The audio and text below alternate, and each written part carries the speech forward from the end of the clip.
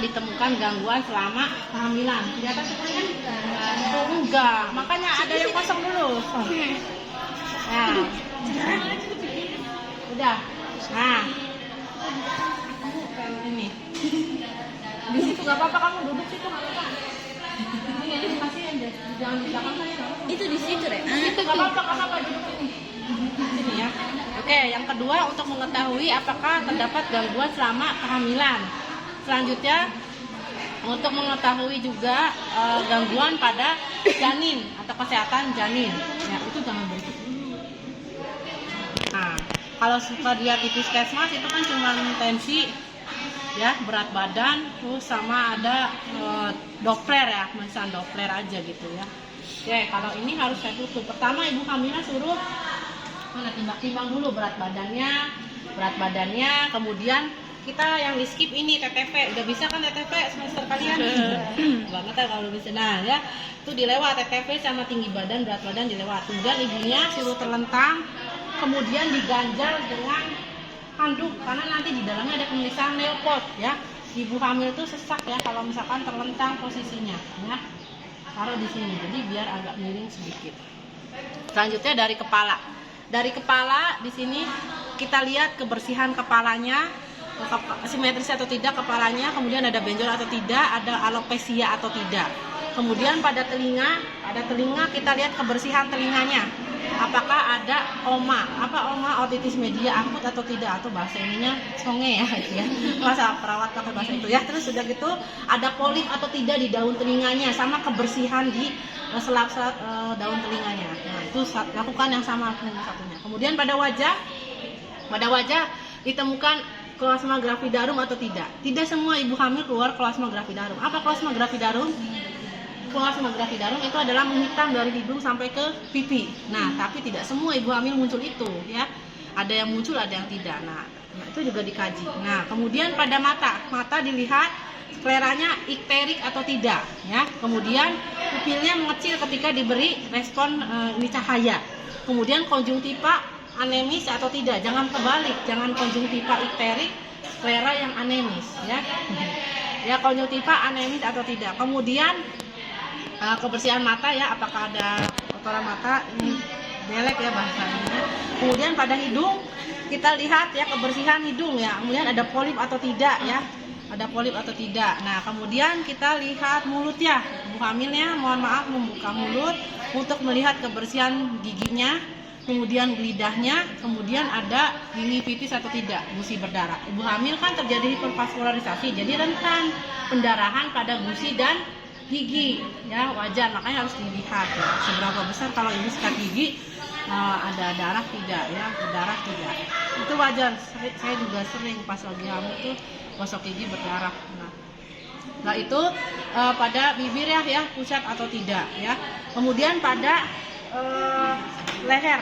leher ada pembesaran kelenjar getah bening atau tidak. Kemudian ada pembesaran kelenjar tiroid atau tidak. Kemudian ibunya disuruh menelan. Ibu pada saat menelan sakit atau tidak ya. Kemudian pada daerah lengan kita mengukur lingkar lengan atas. Ini nih, lingkar lengan atas ya, kita ukur. Wah, ini yang rusak ini nih ya. Itu diukur lingkar lengan atas ya. Itu tidak boleh kurang dari 23,5 cm. Kalau ibu hamil lingkar lengan atas ya kurang dari 23,5, berarti ibunya resiko KEK, kekurangan energi kronis. Nah itu udah, pokoknya itu harus hafal ya, 23,5 ya. Kalau kurang dari itu berarti resiko KEK ya. Kebayang ibunya kurus banget kalau kurang dari 23,5. Tadi ini juga lebih ya. Oke, kemudian pada payudara.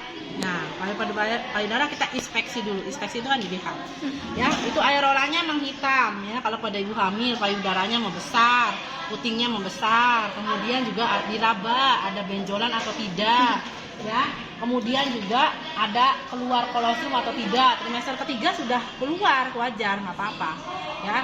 Nah, kalau sudah keluar kan makanya nanti fresh care itu dilakukan pada trimester 3. Nah, selanjutnya pada area perut. Nah, ini yang cukup banyak nih, core-nya dari pemeriksaan fisik ibu hamil. Inspeksi adakah Ninia nigra, garis tuh, tahu ya, garis hitam. yang garis membelah di tengah. Udah pernah lihat itu yang benerannya? Belum. Ya, itu hitam ya kalau kali ibunya atau kakaknya. Nah, nanti ada stretch mark atau striae ya.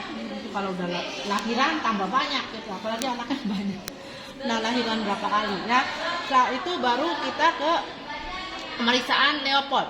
Leopold itu ada 4. Leopold yang pertama ya, Leopold yang pertama ini ya, kita menggunakan teknik palpasi, kita tekan, dan ini kan udah ibunya sudah diganjal, tidak terlalu sesak ya. Kita lihat, kita tekan apa yang menjadi bagian pundus. Kalau dia bulat keras ya, itu namanya kepala, berarti kan sungsang ya. Ini kan presentasinya bukan kepala.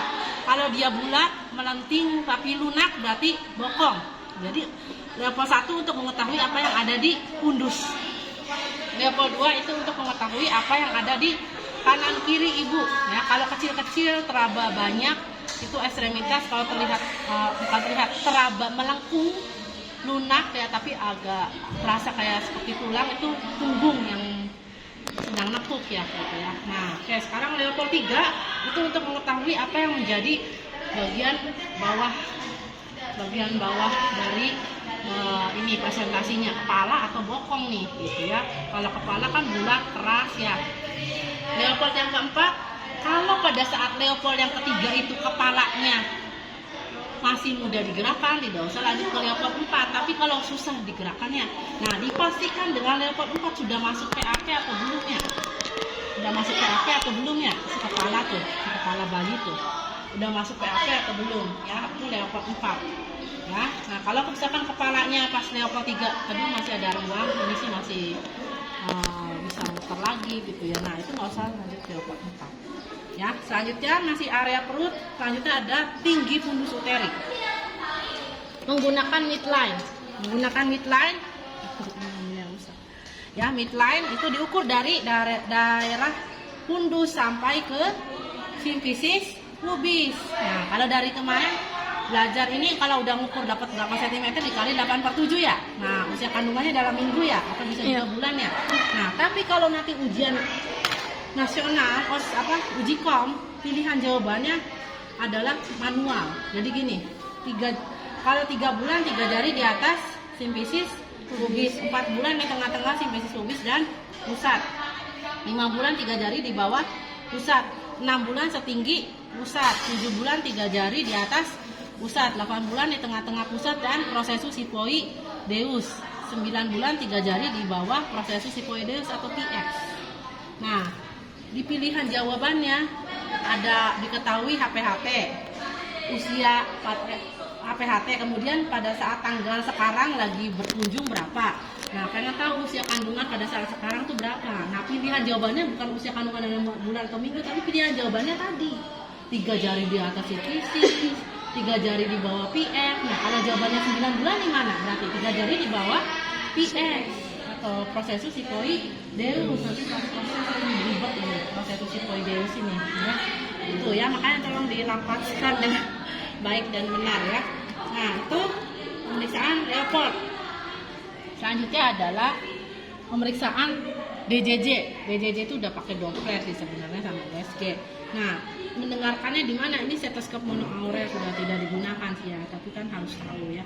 Perut itu kan dibagi 4 kuadran ya, 1, 2, 3, 4. Nah, Leopold mendengarkan DJJ-nya. DJJ itu normalnya denyut jantung janin itu 120 sampai 160 kali per menit. Nah, ini di tengah-tengah kuadran 1 dan 3. Di tengah-tengah kuadran 2 dan 4 untuk mendengarkan denyut jantung janin gitu ya. Itu ya. Nah, itu memang harus agak ditekan Doppler juga ya. Doppler. Nah, itu ya, itu bagian perut ya, sudah bagian perut cukup banyak ya.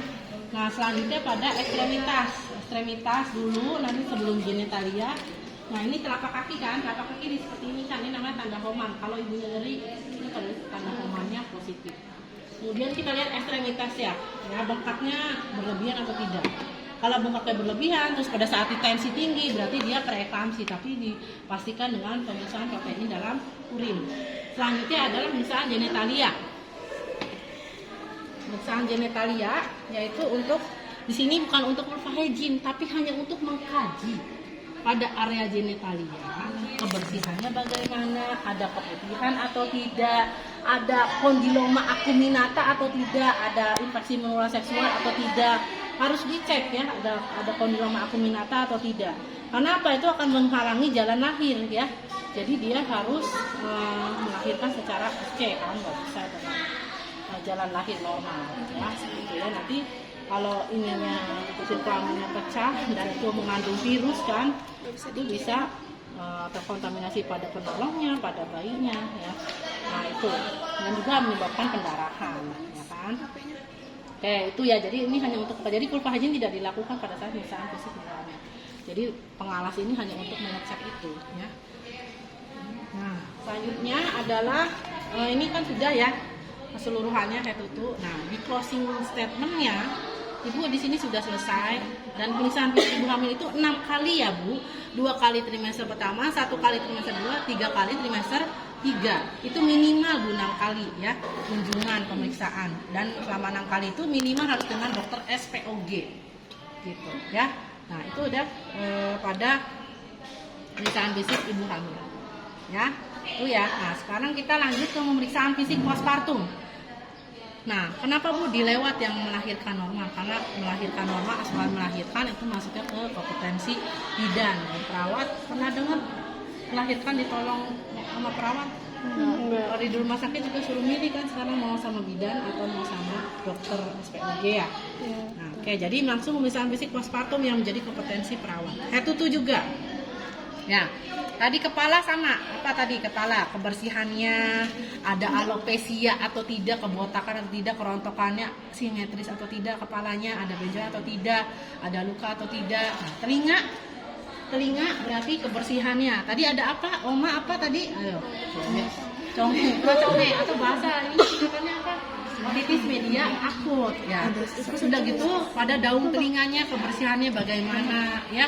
Ada polip atau tidak. Terus kemudian pada wajah plasmagrafi daru masih ada kalau baru melahirkan, kalau dia yang muncul pada ibu hamil. Nah kemudian mata tadi pupil sama ya, sklera, konjungtiva, hidung juga sama kebersihannya, polipnya, mulut juga sama kebersihan gigi, lidah, ada pendarahan juga, pendarahan gusi atau tidak ya, bibirnya kering atau tidak, terus ucat atau tidak wajahnya, leher juga sama kebersihan getah bening atau tidak, refleks menelannya ya, kemudian juga tiroid yang besar atau tidak.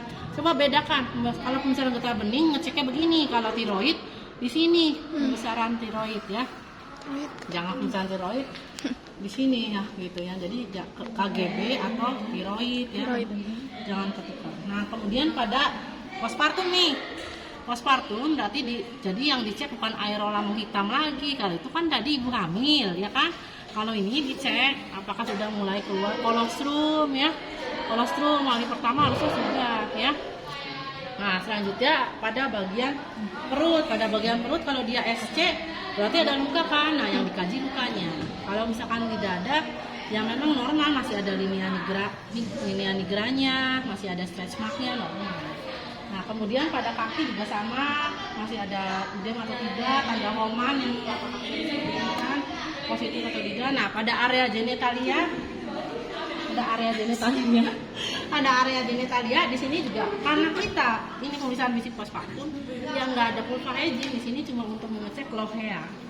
Lovea adalah darah nifas, sama ngecek di antara lovea itu ada pendarahan atau robekan perineum atau tidak. Kalau lovea keluarnya dari vagina ya. Nah kalau robekan perineum ya di sini ada ya, pendarahannya keluarnya dari sini kalau ada. Itu sambil dicek ada lovea dan ada pendarahan atau tidak. Ya, lovea itu darah nifas terbagi menjadi 4, rubra, sanguinolenta, serosa, alba. Ya, kalau udah semakin dari awalnya merah segar dulu, lama-lama menjadi putih. Ya. Nah itu jadi untuk mengkaji itu, kemudian juga kebersihannya bagaimana ya, sudah mengganti pembalut atau tidak, karena nanti beda lagi prasetya, itu ada personal hygiene postpartum, ini kan pemeriksaan fisik postpartum. Oke itu ya. Oke selanjutnya ini sudah selesai. Nah closing statementnya, kalau tadi ibu hamil kan pemeriksaan fisiknya harus berapa kali? 6 kali. Nah kalau pada postpartum lebih menjelaskan, baik ibu di sini kan tergantung nanti pengujinya ngasih kasusnya yang post SC atau post normal.